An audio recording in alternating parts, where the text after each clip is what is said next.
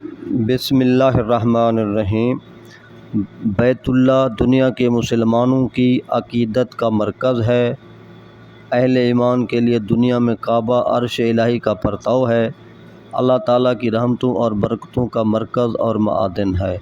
اللہ تعالیٰ قرآن پاک میں خود فرماتا ہے، ان اول بیت وضع للناس للذی ببکۃ مبارکا وہدی للعالمین۔ اس کی تاریخ پرانی ہے۔ جب حضرت نوح علیہ السلام کا طوفان آیا تو اللہ تعالیٰ نے اس کی عمارت کو آسمان پر اٹھا لیا، یہاں پر صرف کھنڈر کے آثار رہ گئے۔ حضرت ابراہیم علیہ السلام اسماعیل جیسے معصوم بچے اور حضرت بی بی ہاجرہ کو یہاں لائے، انہوں نے ان کو آباد کیا۔ آب زمزم حضرت اسماعیل علیہ السلام کے پاؤں کی ٹھوکری سے ظاہر ہوا اور پوری دنیا کا یہ دینی مرکز بن گیا۔ ہر دور کے انبیاء نے یہاں عبادت کی ہے، اور اس کی تعمیر یہ ہے کہ یہ حضرت حوا علیہ السلام کا جو کپڑا تھا وہ کالا تھا، تو اسی نسبت سے اس کا رنگ کالا ہے۔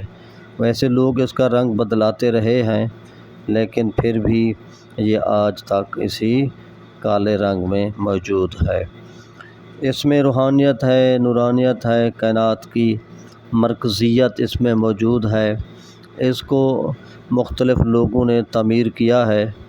جب کفار قریش کا معاملہ آیا، بارش کی وجہ سے اس کی عمارتیں منہدم ہوئیں تو اس کی تعمیر نو ہوئی، تو حجر اسود کے معاملے پر یہ اعزاز حضرت محمد صلی اللہ علیہ وآلہ وسلم کو ملا۔ اور مقام ابراہیم میں آج بھی حضرت ابراہیم علیہ السلام کے پاؤں موجود ہیں، تو اس کو مقام ابراہیم کہتا ہے۔ یہاں پر نماز پڑھنے کی بہت بڑی فضیلت ہے۔ اور ساتھ ہی حجر اسماعیل ہے جو آپ کعبہ کا حصہ ہے، جس کو حتیم کہتے ہیں۔ اس کے اندر نماز پڑھنا کعبے کے اندر نماز پڑھنے کے مترادف ہے۔ کہا جاتا ہے یہاں پر حضرت اسماعیل اور حضرت ہاجرہ دفن ہیں۔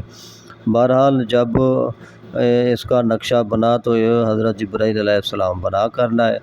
اس کے مستری اور مزدور حضرت ابراہیم اور حضرت اسماعیل علیہ السلام تھے۔ آپ دیکھ رہے ہیں، پوری دنیا دیکھ رہی ہے اور پوری دنیا اکٹھی ہے